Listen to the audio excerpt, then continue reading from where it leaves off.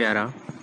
The deterioration in the economic situation has been particularly noticed in respect of prices, which have shown an unchecked upward tendency between the 5th April and the 9th August this year.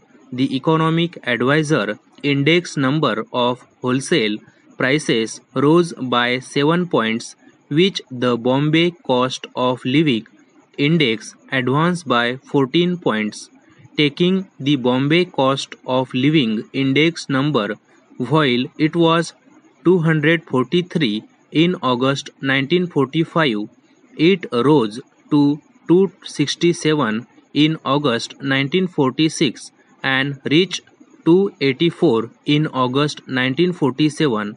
The chief factor which has contributed to this development is the general decline in agricultural and industrial production in the country, due partly to the wide prevalence of communal disorders and generally to the increasing industrial unrest, while the supply position has been deteriorating.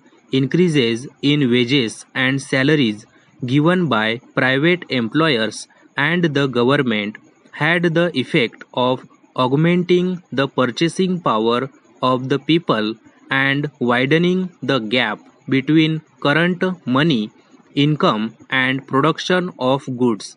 The situation would not have been so bad if the unbalance between money and goods was confined to these factors only.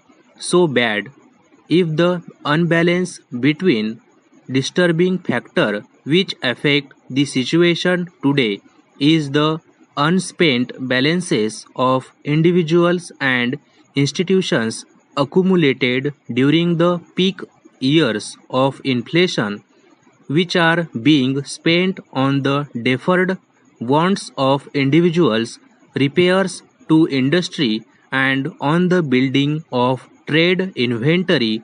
In other words, the money demand for goods is colossal compared to their local production, while the inflation in wartime was due to the large increases in currency circulation in bracket, which rose from rupees 172 crores in 1939 to over rupees 1200 crores at the end of 1945 bracket close.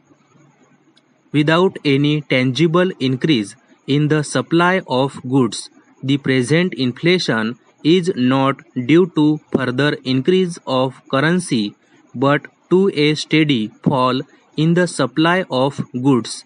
Although the total available money, whether currency or bank deposit, has slightly fallen, it has spread out more among a wider circle of people in the form of wages and salaries, and thus the actual purchasing power in the hands of those who spent it on ordinary goods has greatly increased, but the supply of goods has meanwhile fallen and has resulted in an upward trend of prices.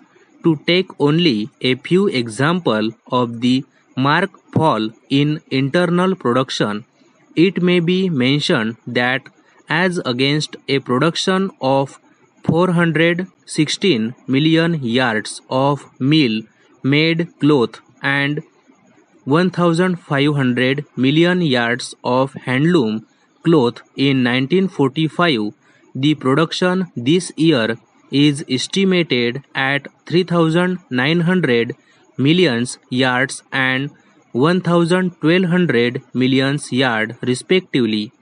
The production of steel in the current year is also expected to show a drop of nearly 14 lakh tons compared with the peak production of 1,20,000 tons during the war. The production of cement has also grown steadily worse. The estimated production this year showing a drop of 7 lakh tons over the capacity of over 2.5 million tons. In recent months, the production of coal has shown some improvement, but so far as the consuming public is concerned, this has been more than neutralized by difficulties in transport resulting in large accumulation of coal at the pit heads. Transport and other difficulties explain the drop in production to some extent, but this is also partly due to labor unrest and strikes. Stop.